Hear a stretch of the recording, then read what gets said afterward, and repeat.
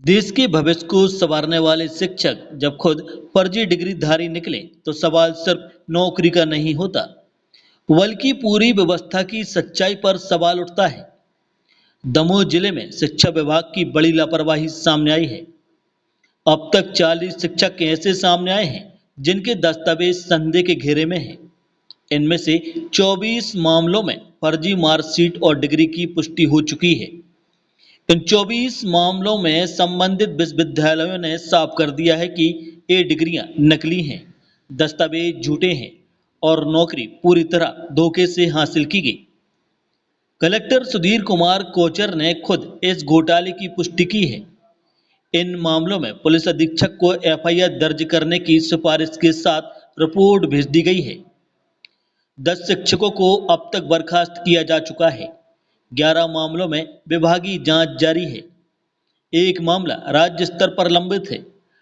2 प्रकरणों में जिला स्तर पर जांच अंतिम चरण में है और 15 मामले ऐसे हैं जिनमें अब तक संबंधित कॉलेज या विश्वविद्यालय से पुष्टि नहीं मिल सकी है। जो शिक्षक बच्चों को नैतिकता का पाठ पढ़ा रहे थे वह खुद अपराध के आरोपी हैं। प्रशासन की माने तो ये सिर्फ शुरुआत है। अब हर मामले की तह तक जांच होगी और जो भी दोषी पाया जाएगा उसके खिलाफ सख्त कार्रवाई तय है। ये सिर्फ कागजों की हेराफेरी नहीं है, ये देश की आने वाली पीढ़ी से किया गया सीधा धोखा है। सवाल ये नहीं कि कितने पकड़े गए, बड़ा सवाल ये है कि अब तक बचे कैसे रहे।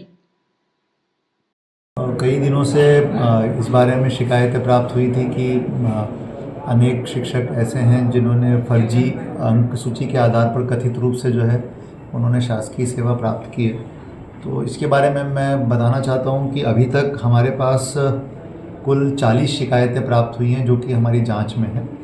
इन 40 शिकायतों में से 40 प्रकरण हैं, मतलब 40 शिक्षकों के प्रकरण हैं और इन 40 प्रकरणों में से 24 प्रकरण ऐसे हैं जिनमें ये तथ्य सामने आ गया है कि ये मार्कशीट फर्जी है। इसका मतलब ये है कि इन 24 प्रकरणों में जो विश्वविद्यालय है जहाँ से भी वो डिग्री उनकी ली गई थी उसमें जानकारी आ गई कि ये डिग्री सही नहीं है जो इन्होंने प्रस्तुत की है।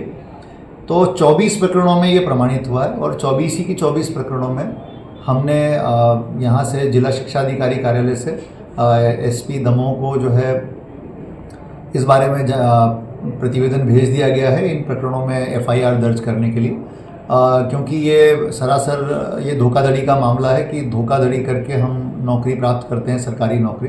तो इसीलिए प्रथम दृष्टया इसमें आपराधिक स्थिति का संज्ञान लेने की स्थिति बनने के कारण ये प्रकरण ये 24 प्रकरण पुलिस को भेजे गए हैं। अब आगामी कार्रवाई इसमें पुलिस के माध्यम से की जाएगी। 11 प्रकरण ऐसे हैं जिन प्रकरणों में संयुक्त संचालक लोक शिक्षण सागर जो है जिसमें अभी विभागीय जांच कर रहे हैं और इनमें जांच के जो निष्कर्ष आएंगे उसके बाद आगे की कार्रवाई की जाएगी। तो यहाँ पर विभागीय जांच इनके प्रचलित है। एक प्रकरण ऐसा है जिसमें राज्य स्तर पर यानी लोक शिक्षण संचालनालय के स्तर पर जो है विभागीय जांच पेंडिंग है। इसके अलावा 2 प्रकरण ऐसे हैं जिनमें जिला स्तर पर यानी जिला शिक्षा अधिकारी कार्यालय में विभागीय जांच चल रही है और जो कि अपने अंतिम चरण में है।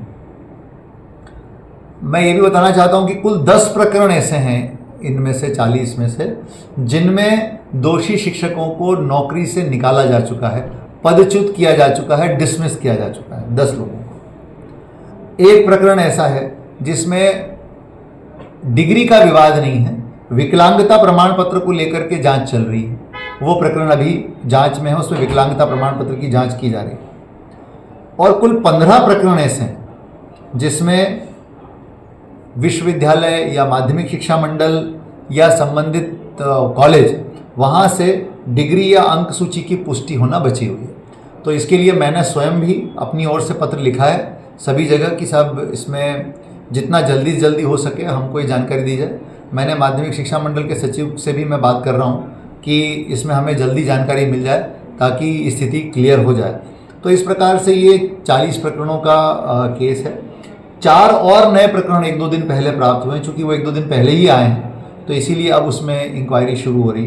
तो कुल मिलाकर के ये 40 प्रकरणों के बारे में मैंने बात रखने का प्रयास किया है और मैं यही कहना चाहूँगा कि ऐसे प्रकरणों में जब भी कोई भी दोषी पाया जाएगा उनके खिलाफ कार्रवाई की भी गई है और आगे भी कार्रवाई लगातार की जाएगी यदि कोई दोषी है।